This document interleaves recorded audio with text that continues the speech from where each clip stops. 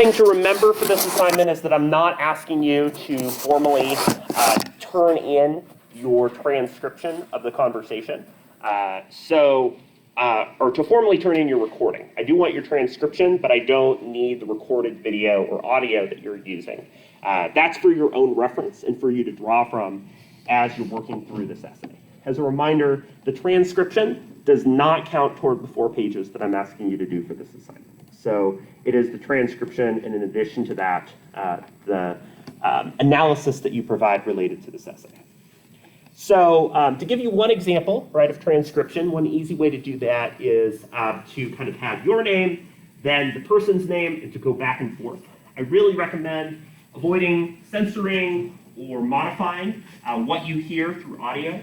Even the use of verbal fillers, again, can be a really great way to identify some of the nonverbal elements of communication and pick up on some interesting details.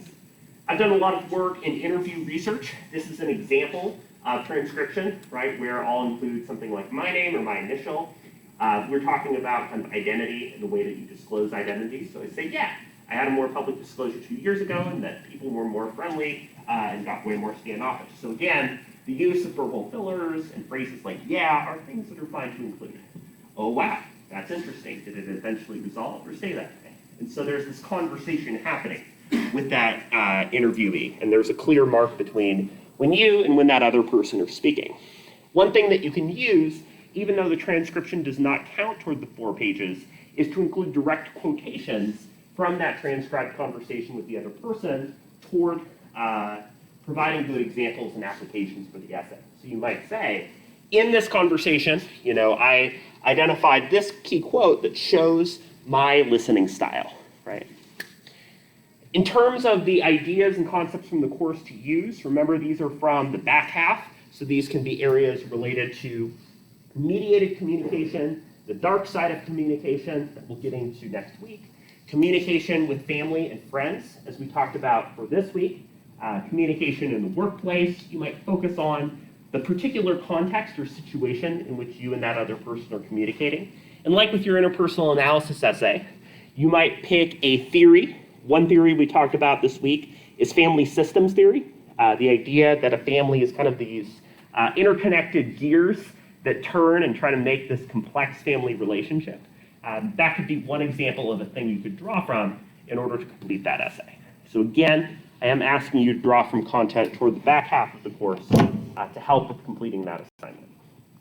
As a reminder too, I also have the rubric available for you to complete and look at as you're working through the essay. So the rubric, again, just like you noticed in the feedback for the essay that you submitted prior, is this detailed breakdown of how I'm looking at the assignment, the grade that you might expect to receive on the assignment, and so on. So you should use that for your own reference to help you with completing that assignment. Again, the rubric is available here under recording and reflection essay rubric. The content I'm looking at, right, is do you have a full transcription? Do you have a reflection that makes sense of the conversation? Are you using the new concepts and ideas that we've talked about since the midterm exam to understand these ideas? Is this, again, 4 pages in length? Does it have these good rich details? And again, as a major reminder, if you are paraphrasing or quoting outside of the class and common knowledge, including the textbook, you need to be citing from the textbook with a MLA, APA, or Chicago site. You should also be doing that in text whenever you're quoting or paraphrasing ideas from the textbook too. So again, this is available for you as we're working through the assignment to know the specifics of what I'm looking for. I've gone over this information a lot this week already, but that description is available for you when you click the assignment on Canvas as well. I'm happy to look at rough drafts and outlines. As long as you send them to me, within a day or two before the assignment is due, I'll be able to turn that back around and provide you some additional insights there. So today, we'll be looking more at family relationships, including some of the complexities and challenges of family relationships. Next week, we'll be applying and looking at communication at work, so the way that the workplace and similar professional settings engage in communication will be a big focus. And then next Wednesday and Friday, we'll look at destructive communication, some of the ways that verbal aggression, bullying, and so on happen, ways we can address that. Extra credit is due by 11:59 p.m. on December 10th. And then remember, 8 to 10 a.m. on December 15th is when you will share your progress in one of those 3 formats that I mentioned. And then the following day, you'll turn in that final essay. The class meeting that we have on that Wednesday is also a great chance for you to share any remaining troubleshooting questions or issues that come up. So maybe you're transcribing and something has come up as an issue in transcription. Maybe that's a great chance for you to share those concerns and bring them up with the rest of the class. So we talked a little bit about family communication. Yes, Guy? That's a good question, right? So what I would say is that if you are using the interview or conversation with the other person in a language other than English, that's actually awesome. But what I would encourage you to do is to develop the essay with an English-speaking language in mind, right? So maybe you would explain what this conversation means or is being talked about, right? Should I put subtitles? Typos? Subtitles. Oh, titles. Yeah, you could include subtitles for the parts of the conversation that you're bringing in, right? So what I would recommend is if you're using a language other than English, the actual transcribed dialogue does not need to be in English, but the parts of that dialogue that you're incorporating into the essay, like the quotes and passages you're bringing in, you might explain and use subtitles in English for. It's a really good question. So that's a good way to think about that assignment in terms of some of the cultural issues or differences. Another thing I brought up, right, is that if you're too interview focused and all you're doing is asking questions, right, it doesn't really reflect a whole lot in your own listening. So you might start with some questions and ideas, but you might use those to initiate a conversation with that person, right? So think about questions as stepping stones toward conversation. So I want to talk about family communication and some of the details surrounding family communication for today. And I also want to debrief the discussion leading. So apart from a couple folks that I've talked to who needed to do some kind of independent work related to this assignment, we've seen all of the discussion leading in class. I appreciate you all taking the time to work together and to complete that assignment. And I wanted to give some general feedback that can help you as you prepare for similar types of presentations that you inevitably have to do or are probably already doing for some of your other courses. So you should have received your feedback on those and the grade on your discussion leading already. They're all graded. But in addition to that, I wanted to give some general pointers that can help you, especially since I come from a background in areas like public speaking. So some of the things that I think went really well with the discussion leading overall. I really like that you all came in with a good knowledge and level of understanding about the topics. I felt like in all the presentations there was a good understanding of the terms and concepts and ideas that were relevant to the course. I like the way, for instance, that people would bring in some of the models, such as ways that families communicate, right? Showing good knowledge and expertise on the content is really important for presentations like this one, so I thought it went really well. I also liked how many sessions of discussion leading used some activities and engagement in a way that was really interesting. For instance, using things such as video clips, having activities, right, where there were like plastic cups and we played a game of telephone. The way that we were able to break things up through activities and examples was really good. And I thought that there was good preparation and coordination among members of the group, that people kind of traded off in speaking, that things were divided in labor and the outlines and so on. So I thought that overall there was pretty good and harmonious communication among group members, which is important, right? Because we have to work in groups for a lot of projects. I know it's not our favorite thing to do, but those are skills that we have to use for the rest of our lives and are useful to develop in classes like this one. So some things that I would encourage you to continue to focus on whenever you have to do kind of formal presentations or work like this in the future. The first one was the outline. So there were some submissions where it kind of felt like the outline was an afterthought or was not as developed as the presentation itself. And kind of the purpose of this outline for the course was to help you to have something like a physical document or thing that you could use to help you as you're working through your discussion leading. So there were some folks that were able to use that really well. But one thing to think about is that an outline is a really great resource whenever you have to do something like public speaking or presentation, right? If you have a word-for-word memorized version of something, then you're just reading off of it, right? If you have nothing, then it can be a lot harder to draw from existing material. So something like an outline is great for you to have a hard-coded written thing that jogs your memory and helps you to follow along with things too. So if you have like a larger chunk of content and you're just reading off of the slides, that can make it a lot harder to follow along, right? One strategy I like to do is to include some kind of outline or briefer things on the slides so the slides aren't overloaded with information, and then use that as a starting point. It helps me remember things to talk about and helps kind of jog memory on different issues. So using the outline format in other classes, especially if other classes let you use an outline or note cards, is great because you're not reading, but you still have a frame of reference as you're working through the project. The second thing is is the way that some of the projects were very general about the chapter, about the content in general. So for this assignment, and again, for a lot of maybe future projects, I recommend getting specific and focusing on the things that really stand out to you. So for instance, rather than covering the entire chapter, one thing that I encouraged is to focus maybe on sections or theories or parts of the chapter that really stood out to you or were really interesting. So I definitely recommend whenever you have presentations that give you the flexibility to go deep and go specific on an issue, rather than covering everything, to do that. Because if you were to focus on a particular theory, like family systems theory, you can incorporate more examples, applications, videos, and other content to help fill that space in. Again, I think a common misconception is that if we get specific, we won't fill the time. But the opposite is often true. The more specific we get on an issue, like you're really using discussion leading to talk about a theory, the more you find that you have to say about that thing.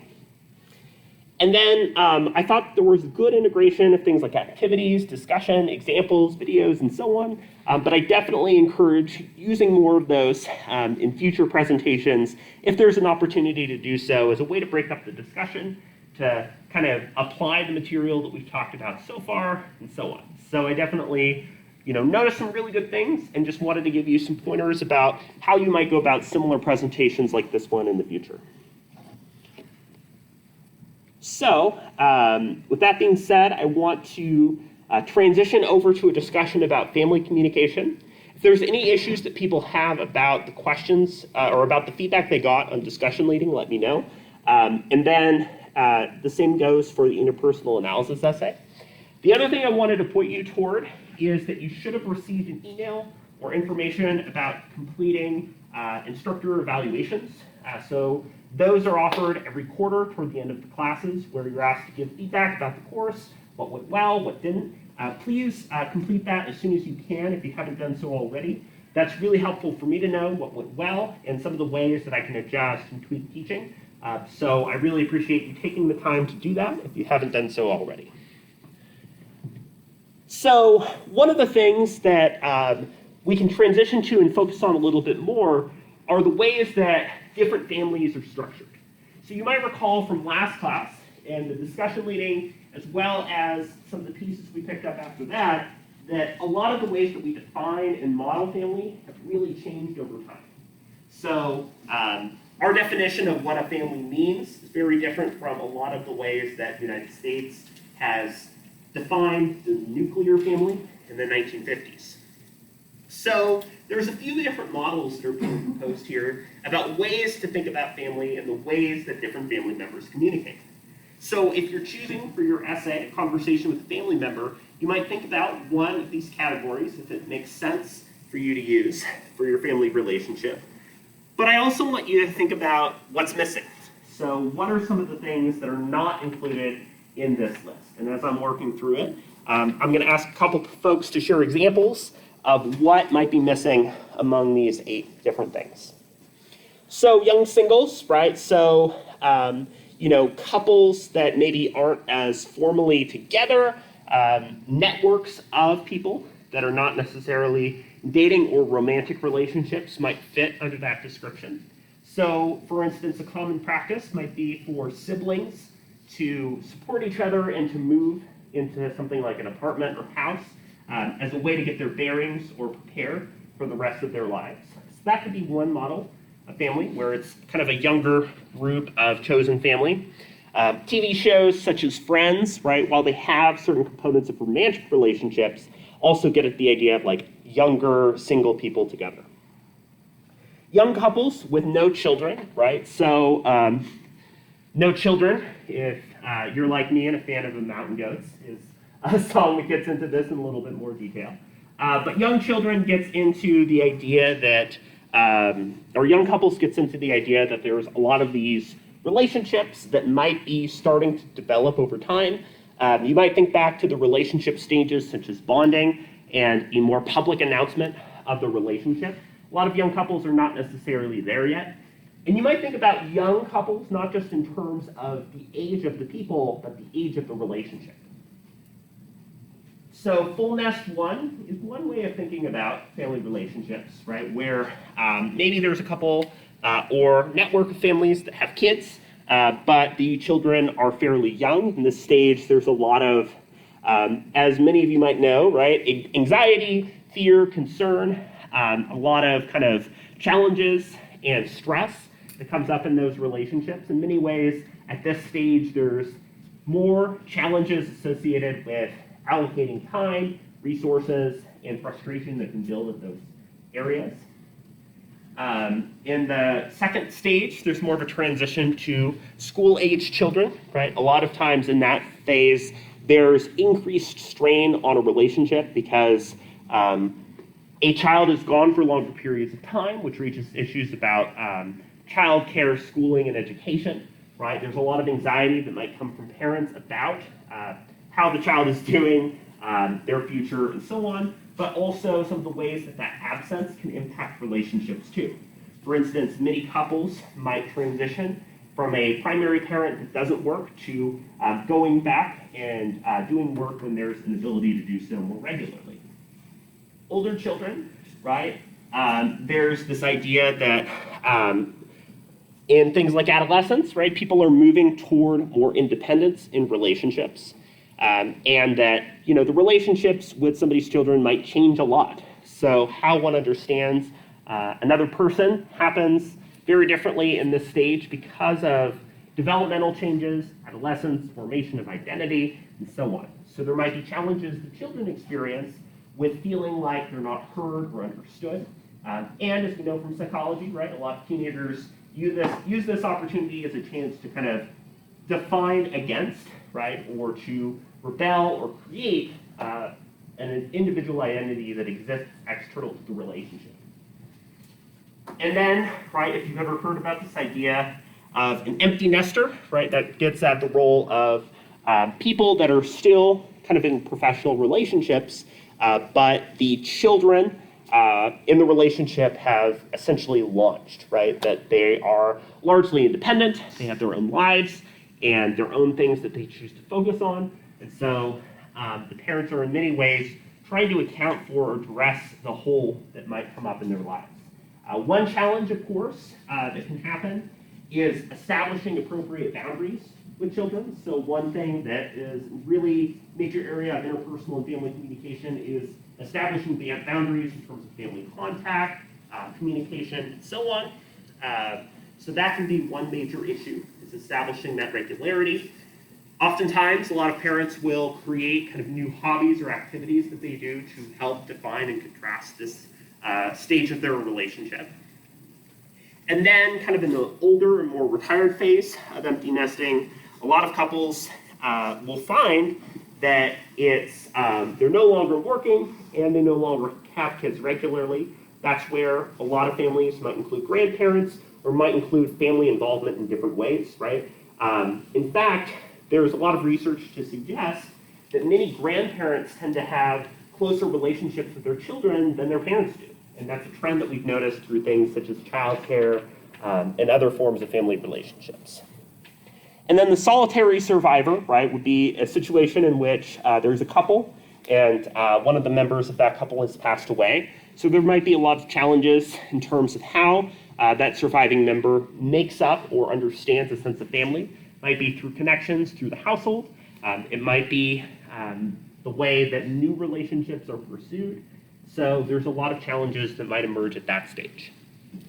So I guess, given some of those phases and the way that this family relationship stage is really focused on, children and the development of relationships over time, I'm curious, what's missing here?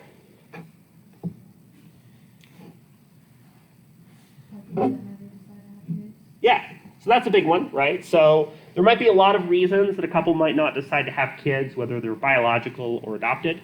One issue here might be that, maybe the couple is sort of dealing with concerns about whether or not they can afford to have a kid or manage things like work, or for other reasons decide not to, for sure. Anything else that might not be here that we could think about?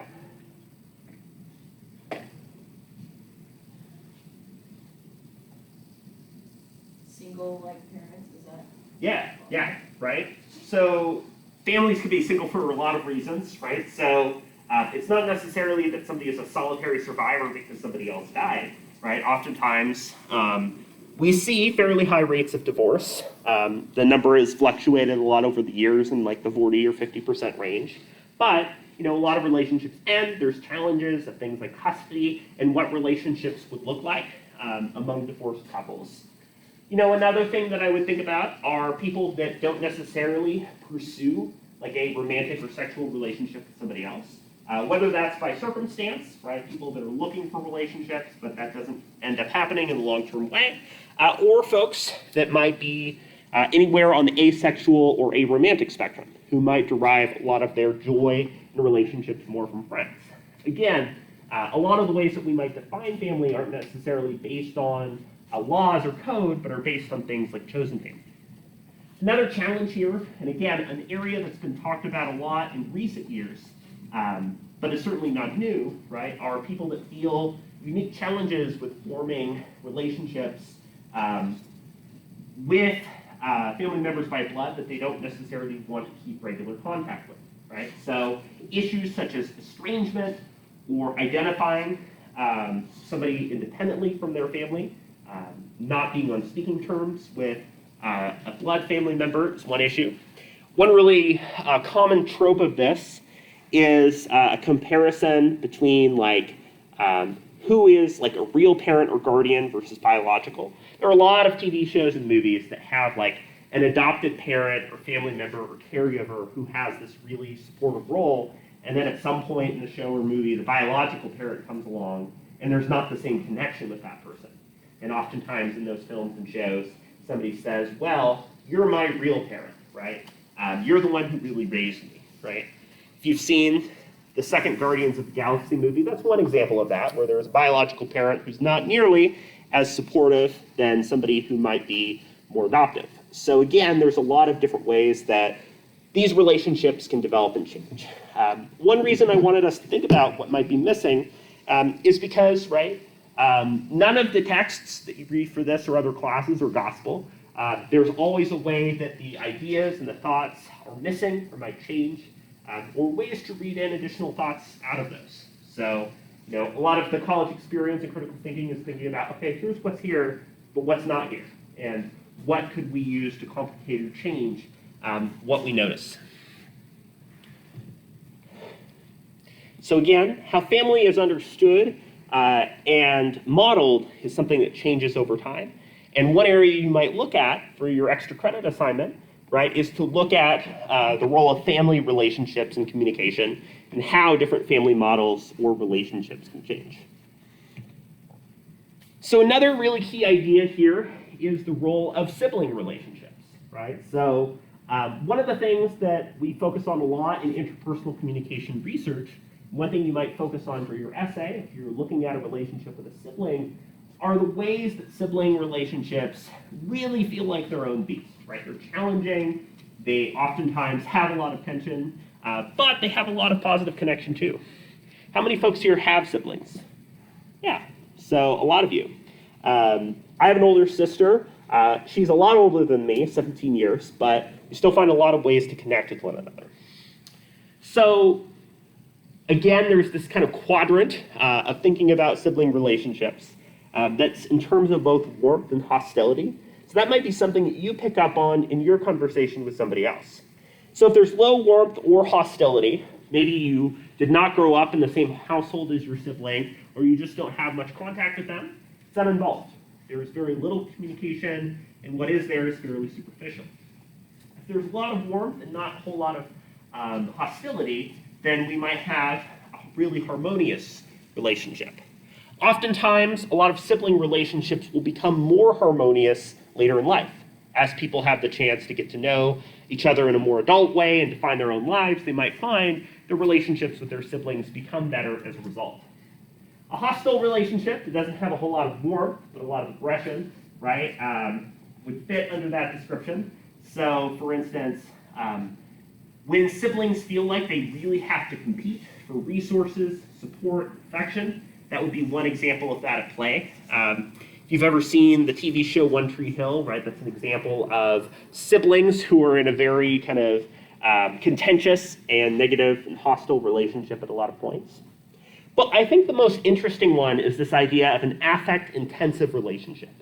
What makes sibling relationships really complicated and interesting is the idea that you have this massive fight, this argument with somebody else, and then the next day, right, could hug them and feel really positively toward them.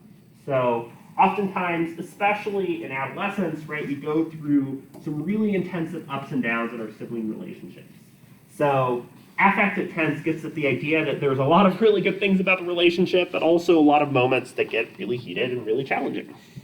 And we see a lot of depictions in media of the ways that sibling relationships are defined and developed over time. So, one example of sibling relationship that I'd point to is if you've seen the TV show Schitt's Creek, the characters of David and Alexis, right, are two siblings that oftentimes oscillate really wildly and really show this affect-intense relationship, where sometimes they're bickering and really are making fun of each other and really are kind of mean, but also have these moments where they're really offering emotional and social support. And both of those things are true. And so I have a funny little clip from that show that helps us to understand some of the ways that these relationships might be dynamic and change over time. Just admit that you wanted the place. I was just asking questions to help you make the right decision. Well, you're a terrible liar, David. It's a pretty good deal, though. Seriously, though, would you want to live in a house where someone killed themselves? I can almost guarantee you that someone's killed themselves in this room. Ew, David. Okay, good night. Good night.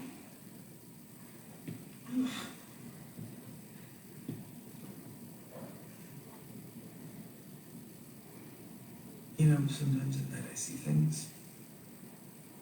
God, David. Yeah. Like dark things. Like sometimes there's this old woman that paces back and forth by your bed, waving her hands over your face. I don't think her bony fingers ever touch your mouth, though. Mom? You wake up with chapped lips.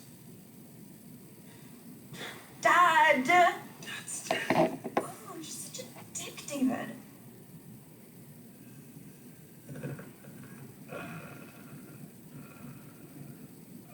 Stop! So kind of silly, but right, an example of how like sibling characters oftentimes in media are really making fun of each other, teasing each other, giving each other a really hard time, but can also have really close relationships with each other too, where they're able to share, commiserate, and at times cohabitate. And a lot of the reasons that siblings feel this need is either through their history, right, their connection over time, through blood, or just by circumstance.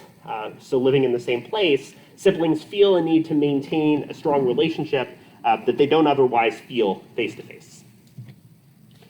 So again, some of the ways of thinking about modeling sibling relationships get at the idea that there's positive and challenging issues related to household, adoption status, number of siblings, age, and so on.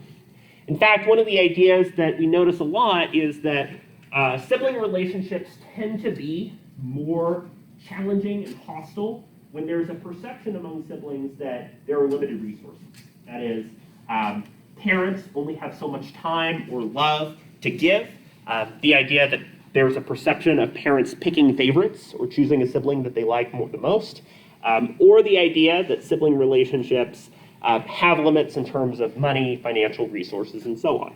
So the perception of scarcity is a really motivating factor in how sibling relationships might be more positive or hostile.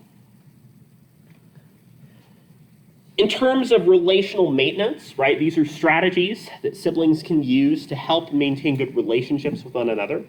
One of them being confirmation, which is reinforcing or supporting the relationship over time. Using humor, right, so again, jokes, including the use of maybe mean-spirited or practical jokes, at the very least share some level of care, right? The fact that David is trying to freak out Alexis before she goes to sleep is at the very least showing that he has some vested interest in giving her a hard time.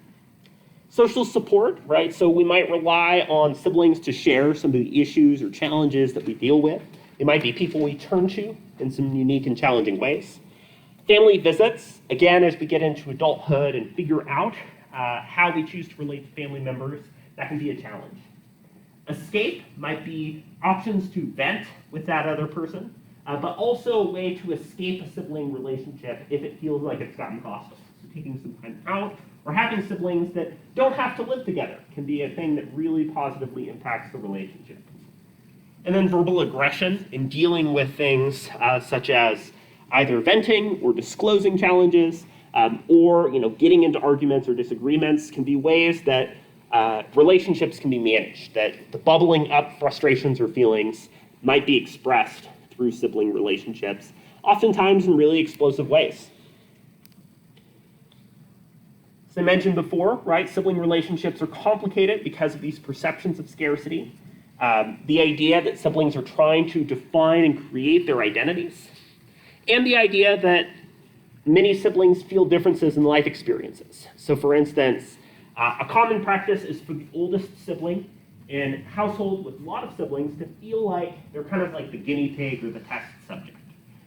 So for instance, a lot of older siblings will express frustration that, hey, I didn't get to do that when I was growing up, or my allowance wasn't that big when I was your age, right? So a lot of older siblings in particular might feel some differences in life experiences and like they went through something more difficult than the younger siblings. Whereas younger siblings might feel frustrated or pressured to grow up more quickly on the basis that they see an older sibling, their successes and changes in life, and that might feel like a point of comparison that they're constantly dealing with. So there's some different dimensions in marriage relationships that were discussed in today's reading, and I'd like to take the time to look at in a little bit more detail. So what I'd like us to do is I'm going to divide into four as a kind of clean and neat way to do that. So we'll have this group of three over here focus on conventional versus non-conventional. We'll have the group of three in these rows of tables focus on ideology. We'll have number three focus on interdependence and autonomy. And at the end, we'll focus on conflict engagement versus avoidance. So these are different dimensions of relationships. So what I would like you to take some time to do is to chat amongst your group members. You don't need to write this, but you could take a note or two for who might share, to describe what this is and what an example of this dimension might be.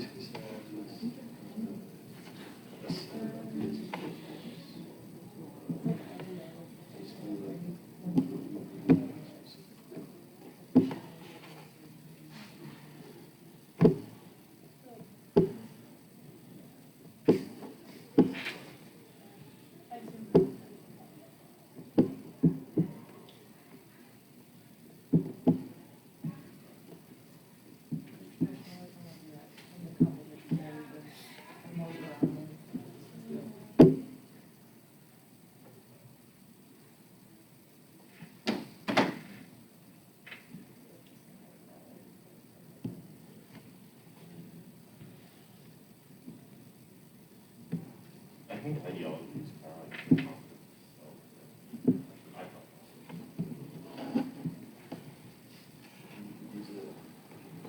It's just like saying that there's no routines, right?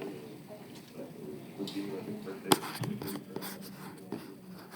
Yeah, similar. Conventional and a relationship that's more flawed and unhealthy and they're not as like super committed to each other. Yeah. So one way of thinking about it, right, is conventional in many ways ties back to the model that I showed earlier, where there's like the different stages that go from like having kids, empty nester, and so on, right? So one way of thinking about a lot of the ways that marriage or family relationships develop is what are the rules that and sort of agreements that are made between members of that family? How are they followed or not? And so if the agreement kind of hews pretty closely to what we might think about as common in a culture or society, that might be more conventional. For instance, again, in a lot of countries outside of the United States, such as India, the role of an arranged marriage is a lot more common and might fit in the definition of conventional. So culture plays a pretty big role in what might be perceived as conventional within a family relationship. How about ideology? I'm kind of finding somebody with like similar interests and ideas as you. Mhm. Like typically it's like economic or political, you know, so you get along and stuff like that. Yeah. So you can think about ideology, as I've mentioned a little bit before, as like it's like your glasses, right? Or your vision, or your framework, or way of viewing the world. So what is your story, or what is important to you? One way that you can express ideology is to think about if you could write down the 5 most important values to you, what would they be? And what you see as important for you plays a really big role. In terms of family and relationships, there's a lot of differences in how people might view that, right? Is somebody a soulmate, or does somebody believe in the idea of a soulmate, right? What are differences, as you mentioned, in social and political views, and so on. So that can be a really big role in defining how somebody views the world. Interdependence and autonomy. This is when like it's basically where you have to find like the happy medium between fully relying on somebody and having like your own identity outside of the relationship. Yeah. So this is a tension that we deal with, and we've talked about with friendships too, right? Is that we feel close and connected to a friend, but we also want to be our own people, right? And in many ways, in like family and relationships, including marriage, right? Oftentimes there's health in finding a lot of points of connection, but going off and doing other things too. Having particular hobbies or activities that are exclusive to one person. For instance, the gendered use of private spaces for particular people. One example being the common trope, right, of the man cave or the she shed, right, where there's a specific space for one person in a marriage or family relationship that's just their own in their private area, is a way that autonomy can be established in relationships. Lastly, conflict engagement and avoidance. So either in a couple's relationship, you will actively avoid discussing the conflict, or you're going to actively engage in discussing the conflict. So like an example of this is like the elephant in the room. So either you just have to be there and walk around on eggshells, or you just kind of like bicker like a lot about the certain problems you guys are having. Yeah. So like for folks that were gone for the holidays or in the past have had large family gatherings, right? How often or how vocally do you bicker at the table about different topics, right? There's the trope in Thanksgiving, right, of having this like really heated and challenging set of discussions about political and social topics, right? So you might think back to Wednesday's discussion of some of the different models of family continuum and disclosure, such as the protective model, the consensual model, and so on, that think about and structure conflicts in different ways. So these are some ways of thinking about marriage relationships. Additionally, in broader categories, marriage relationships might follow under traditional categories or roles, right? Tradition depends a lot on culture and situation. As I mentioned before, right, one tradition or stereotype that oftentimes happens in same-sex couples is the perception that one person is more masculine or feminine than the other. So the degree to which tradition might be applied or used is focused on a lot of different relationships too. Independence, as we mentioned, has connection, but also a lot of things that people do. And separates might be people in long-distance relationships or gone for long periods of time. There's a lot of focus on autonomy. So to wrap up for today, we talked about family relationships and some of the unique tensions that those family relationships have. We talked a little bit about some of the ways that sibling relationships are particularly complicated, as well as the role of marriage relationships and some of the different tensions and roles that marriage relationships have. For next week, we'll look at interpersonal communication in the workplace and some of the ways that relationships play out among coworkers. So expect references to shows like The Office and Parks and Rec to help us better understand some of these ideas. Go ahead and turn in your attendance for today. I only need your individual prompt and not anything you did toward your group work. As a reminder, please get a good start on your recording and reflection essay, such as scheduling a time to meet with your person. Please complete evaluations if you haven't done so already through Canvas. And I look forward to seeing you next week for our last full week of the quarter.